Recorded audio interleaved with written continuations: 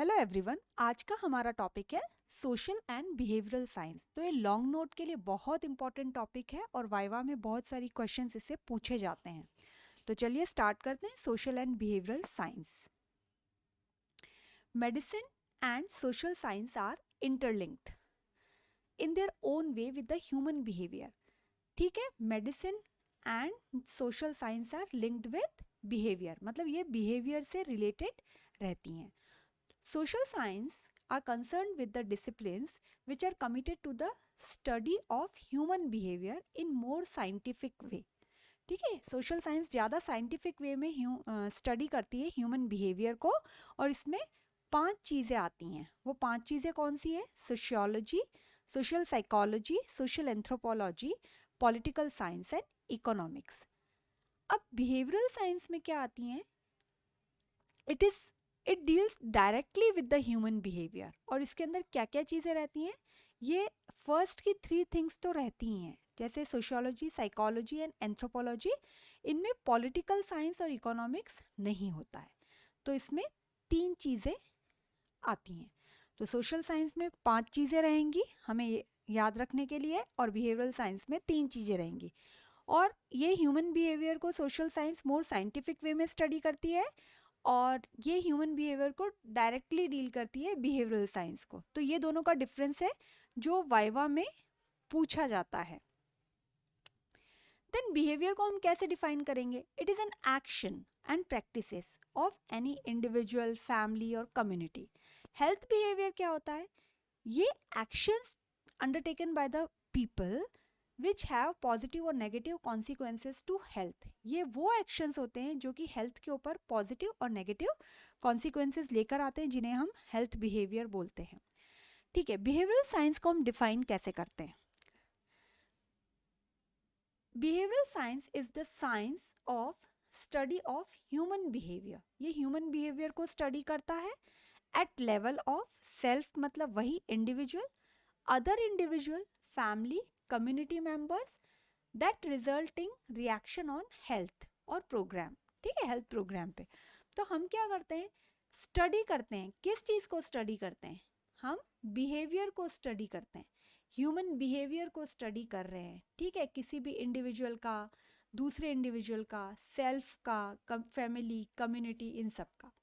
ये एक्सप्लेन करता है बिहेवियर को in relation to oral health. ठीक है, कई बार अगर हम जनरल हेल्थ से रिलेट करें तो ऊपर वाली डेफिनेशन है, और ओरल हेल्थ से तो हम ये चीज़ बता सकते हैं। तो इतना है कि बिहेवियरल साइंस जो है ये स्टडी ऑफ ह्यूमन बिहेवियर होता है, वाइवा में पूछा जाता है। देन बिहेवियरल साइंस जो हम बिहेवियर की स्टडी करते हैं उससे क्या फ़ायदा रहता है? ये रहता है कि पॉजिटिव एंड नेगेटिव बिहेवियर को हम आइडेंटिफाई कर सकते हैं, mechanism, cause and result of specific behavioural patterns को आइडेंटिफाई कर सकते हैं, प्लान कर सकते हैं हम शॉर्ट और लॉन्ग टर्म बिहेवियरल चेंजेस को, devising coping techniques where no change in behaviour due to social and cultural belief. जिस जगह पे कोई भी बिहेवियर चेंज नहीं हो रहा है तो वहाँ पे हम वो टेक्निक पता लगा सकते हैं। Then promote harmony at work. Harmony वही बैलेंस। ठीक है, तो इसको हम कैसे एक एग्जाम्पल से याद कर सकते हैं? टोबैको कंजम्पशन होता है।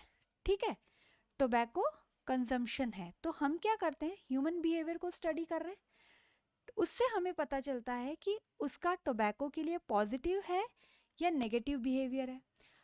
उसको हम अंडरस्टैंड करते हैं कि उसका बिहेवियर पैटर्न कैसा है। अगर वो लेता है तो कैसे लेता है, नहीं लेता है तो कैसे, किस कारण से नहीं लेता है।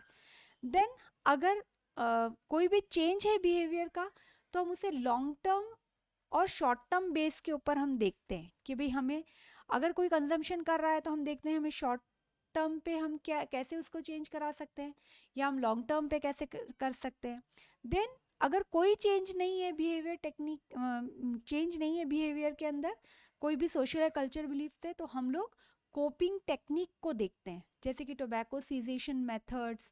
ठीक है, जो सारे रहते हैं उन टेक्निक्स को हम देखते हैं और बैलेंस बनवाते हैं वर्क में, हार्मनी फील करवाते हैं वर्क पर। ठीक है, तो ये चीज़ है इम्पोर्टेंस ऑफ बिहेवियरल साइंस।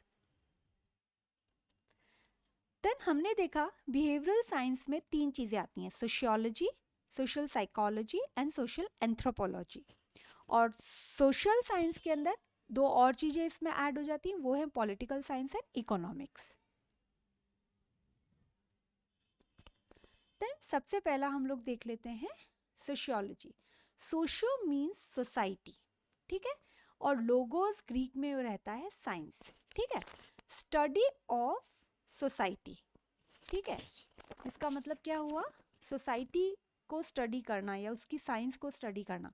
तो study of group of individual which form in society, जो ग्रुप ऑफ इंडिविजुअल हैं वो क्या कर रहे हैं, सोसाइटी को बना रहे हैं, ठीक है, और how they interact and behave with in themself, कैसे वो इंटरेक्ट और बिहेव कर रहे हैं and what are the outcomes, उन्हीं के ऊपर ये रहता है। तो ये सोशियोलॉजी जो है ये वाइवा में पूछी जाती है।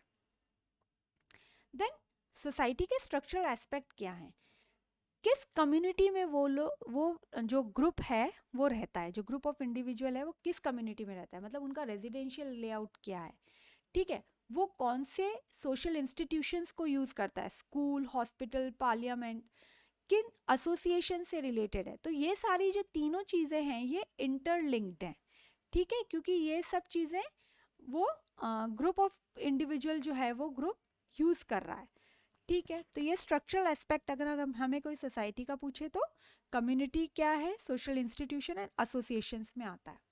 Then functional aspect of society, ये बहुत इंपॉर्टेंट है, फंक्शनल एस्पेक्ट। तो 4 फंक्शनल एस्पेक्ट होते हैं, social norms, customs and habits, etiquettes and conventions and social values. तो सोशल नॉर्म्स क्या होते हैं, रूल्स, ये क्या होते हैं, एक तरीके से रूल्स होते हैं, किस चीज़ के लिए, वैल्यूज़ के लिए, एटीट्यूड्स के लिए और बिहेवियर के लिए हम जो रूल्स बना देते हैं वो होते हैं सोशल नॉर्म्स। तो 3 तरीके से होते हैं। तो सबसे पहला है हमारा फोकवेज। फोकवेज में क्या होता है, कन्वेंशनल बिहेवियर जो सोसाइटी में चला आ रहा है, जैसे अतिथि देवो भव, हम अतिथि को भगवान का रूप देते हैं, ठीक है। तो ये फोकवेज मतलब ये सालों से रूल चला आ रहा है, ठीक है, ये बिहेवियर हो गया। मॉर्स का क्या रहता है, ये फोकवेज से थोड़ा ज़्यादा स्ट्रिक्ट रहता है, ठीक है, ये ज़्यादा फोकवेज से ज़्यादा स्ट्रिक्ट रहता है कि भाई फंडामेंटल वैल्यूज़ जो रहती हैं सोसाइटी की, तो ये ज़्यादा उनसे ज़्यादा स्ट्रिक्टली फॉलो किया जाता है। देन टैबूज जो होता है इसमें क्या करते हैं, हम स्ट्रॉन्ग सोशल प्रोहिबिशन करते हैं, किन चीज़ का, जैसे हिंदूज एंड मुस्लिम्स में कई बार बीफ एंड पॉर्क को नहीं लिया जाता है, स्मोकिंग नहीं की जाती है, तो ये टैबूज है, स्ट्रिक्ट प्रोहिबिशन, एकदम से रोकना। तो फोकवेज, मॉर्स एंड टैबूज। तो FMT हो गया हमारा सोशल नॉर्म्स में। कस्टम्स एंड हैबिट्स जो होते हैं, कस्टम्स वही प्रैक्टिसेस जो रिपीट होती हैं नंबर ऑफ जनरेशन्स के द्वारा, ठीक है। कई कस्टम्स रहते हैं, जैसे कि मुस्लिम्स के कस्टम्स अलग रहेंगे, हिंदू के अलग रहेंगे, राजपूत्स के अलग रहेंगे, तो सबके अपने अपने कस्टम्स रहते हैं जो कि जनरेशन टू जनरेशन फॉलो करते हैं। देन हैबिट जो रहता है ये वो बिहेवियर होता है जिसे रिपीटेड किया जाता है रेगुलरली कोई चीज़ हमको रिपीट करते हैं, जैसे सिगरेट स्मोकिंग, ठीक है, आफ्टर फूड, ठीक है, कोई भी बंदा है जो उसे हैबिट है कि भाई वो सिगरेट स्मोक करेगा खाना खाने के बाद में, ठीक है, तो ये कस्टम्स एंड हैबिट्स हो गया। देन एटिकेट्स एंड कस्टम्स क्या रहता है, एटिकेट्स जो रहता है इनमें क्या होता है, reflects ethical code evolves with in culture, ये एथिकल कोड्स रहता है, जैसे हमें रेस्पेक्ट करना है वुमेन को, ठीक है, रेस्पेक्ट देना है हमें वुमेन को, तो ये एटिकेट हो गए, ठीक है। कन्वेंशंस क्या होते हैं, एग्रीड और एक्सेप्टेड स्टैंडर्ड, मतलब जो ऑलरेडी सोसाइटी के अंदर जो चीज़ें चल रही हैं, जैसे कि शेक हैंड करना या किस साइड हमें ड्राइव करना, तो ये सारे कन्वेंशंस के अंडर आते हैं।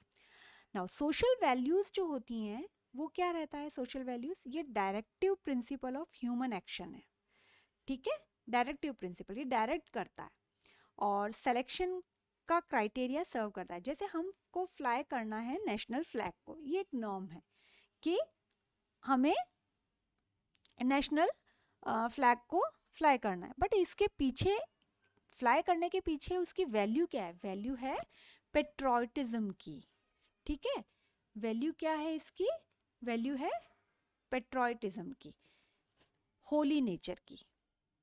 तो ये सोशल साइकोलॉजी, हमने पहले सोशियोलॉजी पढ़ा, दूसरा हमारा सोशल साइकोलॉजी। अब बिहेवियर के साथ में क्या और दो चीज़ ऐड हो गई हैं, thoughts and feelings.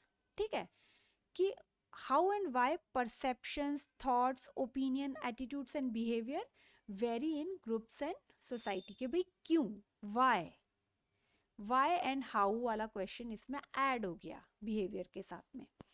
Social psychology में क्या है, हाउ पीपल थिंक, लोग कैसे सोचते हैं, साइंटिफिक स्टडी है ये, how people think about, influence and relate to one another, एक दूसरे से कैसे रिलेट करते हैं। कर्ट लेविन जो है ये फादर ऑफ सोशल साइकोलॉजी हैं, तो ये वाइवा में कई बार पूछा जाता है। फैक्टर्स क्या क्या हैं साइकोलॉजिकल फैक्टर्स जो बिहेवियर को ऑल्टर करते हैं, तो एज एंड जेंडर हो सकता है, skills and habits, intelligence and emotions, beliefs and cultures, then past experiences, behaviour during illness and healthy, ये दोनों पॉइंट एक बन सकते हैं, independent and married, then present environment. तो बिहेवियर एक मतलब लो एज जो रहती है, जब हमारी कम एज जब रहती है, और एक जो एजेड लोग रहते हैं, उनके दोनों के बिहेवियर में चेंज रहता है। ठीक है, तो ये फैक्टर भी इम्पॉर्टेंट है। जेंडर में मेल एंड फीमेल में भी डिफरेंस रहता है। स्किल्स एंड हैबिट्स जो उनकी डेवलप रहती हैं, उससे भी साइकोलॉजिकल फैक्टर्स से behaviour. Then intelligence and emotions, beliefs and cultures, ये सारी चीज़ें जो हैं, पास्ट एक्सपीरियंस उनका कैसा रहा है किसी पर्टिकुलर ट्रीटमेंट के लिए, किसी इंसिडेंट्स के लिए, वो भी बिहेवियर को ऑल्टर करता है। देन बिहेवियर हमारा इलनेस के टाइम पे अलग होता है और हमारा हेल्दी जब हम होते हैं तब अलग होता है। इंडिपेंडेंट है या मैरिड है, उन दोनों में भी बिहेवियरल डिफरेंस रहता है। कई बार किस प्रेजेंट एनवायरनमेंट में वो रहता है वो भी है। देन वो उसका लेवल ऑफ इंटरेस्ट क्या है, क्या वो कोई वर्क कर रहा है वो इसके इंटरेस्ट का है, और अगर है तो वो मोटिवेटेड रहेगा तो उसका बिहेवियर पॉजिटिव रहेगा। क्या वो प्रॉब्लम के साथ में कोप कर पा रहा है, मैनेज कर पा रहा है, उसमें उसके लिए डिसीजन ले पा रहा है, क्या उसका सेल्फ एस्टीम है किसी भी पर्टिकुलर थिंग्स के लिए, एक्सपेक्टेशन क्या है उसका दूसरे लोगों से, उसका एटीट्यूड क्या है, उसका इमोशनल लेवल क्या है। तो ये सारे जो फैक्टर्स हैं ये किसको ऑल्टर करते हैं, बिहेवियर को। ठीक है, ये अफेक्ट करते हैं साइकोलॉजिकल फैक्टर्स बिहेवियर को। देन कंपोनेंट्स क्या है सोशल साइकोलॉजी के, तो 3 कंपोनेंट रहते हैं सोशल साइकोलॉजी कि उसकी social thinking, social influence and social relation. तो सोशल थिंकिंग में क्या रहता है, perceiving ourselves and others, beliefs, judgements and attitudes. तो अगर हम देखें वुमेन एजुकेशन का एक एग्जाम्पल हम ले लेते हैं। ठीक है, वुमेन एजुकेशन, तो हम क्या सोचते हैं वुमेन को एजुकेट करने के लिए, हमारे बिलीफ, परसीव आवर सेल्फ, हम क्या सोच रहे हैं, हमारा बिलीव क्या है, हमारे जजमेंट क्या है एजुकेशन के लिए उनकी, और एटीट्यूड क्या है हमारा। तो ये सारी चीज़ें जो हैं ये सोशल थिंकिंग के अंदर आती हैं। इन्फ्लुएंस क्या क्या चीज़ें करती हैं, किस कल्चर में वो वुमेन रहती है, प्रेशर क्या है उसको पढ़ने के लिए, परसुएशंस क्या रहते हैं उसके, ग्रुप ऑफ पीपल उसके साथ कौन जुड़े हुए हैं जो इन्फ्लुएंस करते हैं उनको। देन सोशल रिलेशंस में हम प्री जुडाइसिस जो हैं, लॉज क्या बने हुए हैं उनके लिए वुमेन एजुकेशन के लिए, एग्रेशन तो नहीं है, क्या लोग उस चीज़ से अट्रैक्ट हो रहे हैं वुमेन एजुकेशन का, इंटीमेसी क्या है, एक दूसरे को हेल्प करते हैं या नहीं है। तो ये चीज़ें जो हैं तीनों, ये कंपोनेंट्स ऑफ सोशल साइकोलॉजी के अंडर हैंड आते हैं। देन साइकोलॉजी का रोल क्या है, ये इन्फ्लुएंस करता है पेशेंस रिस्पॉन्स को। ठीक है, मतलब हम उन फैक्टर्स को अंडरस्टैंड करते हैं, प्लस डिफ़िकल्ट पेशेंट को पता लगाते हैं, पेशेंट का क्लासिफिकेशन में देखते हैं, फिर हम देखते हैं कि कौन से साइकोलॉजिक कन्फ्लिक्ट्स हैं जो अमेजिंग एक्सपीरियंस देते हैं, पेशेंट का मैनेजमेंट हम कैसे करते हैं। तो ये सारे साइकोलॉजी के थे रूल। थर्ड है हमारा कल्चरल एंथ्रोपोलॉजी। 3 चीज़ें हमने पढ़ी, पहली sociology, social psychology and cultural anthropology. अब एंथ्रोपोलॉजी जो होता है ये डेवलपमेंट से रिलेटेड होता है। ठीक है, डेवलपमेंट से ये रिलेटेड रहता है। इसमें क्या होता है, साइंटिफिक स्टडी है ओरिजिन की एंड बिहेवियर ऑफ मैन की, और development of societies and cultures से ये रिलेटेड रहता है। इसमें दो मेन डिवीजन रहती हैं, physical anthropology and cultural anthropology. Physical anthropology जो है वो बायोलॉजिकल ओरिजिन क्या है मैन का, और कल्चरल एंथ्रोपोलॉजी जो होता है वो बिहेवियर एंड प्रोडक्ट्स, उससे जो भी उसके प्रोडक्ट्स है उससे डील करता है। ब्रांचेस जो हैं हमारी कल्चरल एंथ्रोपोलॉजी की वो हैं, हम इसको निमोनिक हम सेल के तौर पे रिमेंबर कर सकते हैं। तो क्या रहता है इसमें, ये कंपैरेटिव स्टडी करती है। सोशल एंथ्रोपोलॉजी फर्स्ट हम अगर लेते हैं तो कंपैरेटिव स्टडी करती है kinship and non kinship organisation patterns in different societies. ठीक है, अलग अलग सोसाइटीज़ में किनशिप ऑर्गेनाइजेशन और नॉन किनशिप ऑर्गेनाइजेशन का पैटर्न क्या है। किनशिप मतलब कि सिमिलर, ठीक है, किनशिप का मतलब है सिमिलर, और नॉन किनशिप का होता है डिसिमिलर। ठीक है, उनके बिहेवियर पैटर्न में या उनकी पैटर्न में क्या है, उन दोनों को कंपेयर करती है। देन एरेक्योलॉजी, ठीक है, ये पास्ट कल्चर्स एंड सिविलाइजेशन को स्टडी करती है, और वही उसके principal source of information and knowledge है, जो कि फॉसिल्स की जब हम स्टडी करते हैं तो ये हमारा एरेक्योलॉजी उसमें आता है। देन थर्ड आते हैं हम लिंग्विस्टिक, इसमें हम स्पीच पैटर्न को पढ़ते हैं। देन एथनोलॉजी, इसके अंदर हम कंपैरेटिव स्टडी करते हैं कल्चर्स की। तो ये हमारी ब्रांचेस हैं कल्चरल एंथ्रोपोलॉजी के अंडर हैं। कल्चर क्या होता है, इट इज़, इसको डिटेल वीडियो में हम अगली वीडियो में देखेंगे। फिलहाल आप जान लीजिए, क्योंकि ये शॉर्ट नोट में भी आता है, culture and health, what is culture, ऐसे किसी भी तरीके से पूछा जाता है, वाइवा में पूछ सकते हैं। तो culture means socially inherited characteristics, ठीक है, socially inherited characteristics that pass from one generation to another generation. मतलब एक जनरेशन से दूसरी जनरेशन पे कल्चर पास होता है, इसे लर्न किया जाता है, शेयर किया जाता है और इसे ट्रांसमिट किया जाता है। तो इसका डिटेल वीडियो हम नेक्स्ट वीडियो हमारा कल्चर एंड ओरल हेल्थ पर ही है, जो कि बहुत इंपॉर्टेंट लॉन्ग नोट आता है। तो अभी फ़िलहाल हम इसको इतना ही देखते हैं कि ये सोशली इनहेरिटेड कैरेक्टरिस्टिक्स होता है that pass from one generation to another generation. तो एकल्चरेशन क्या होता है, बहुत इंपॉर्टेंट है एकल्चरेशन।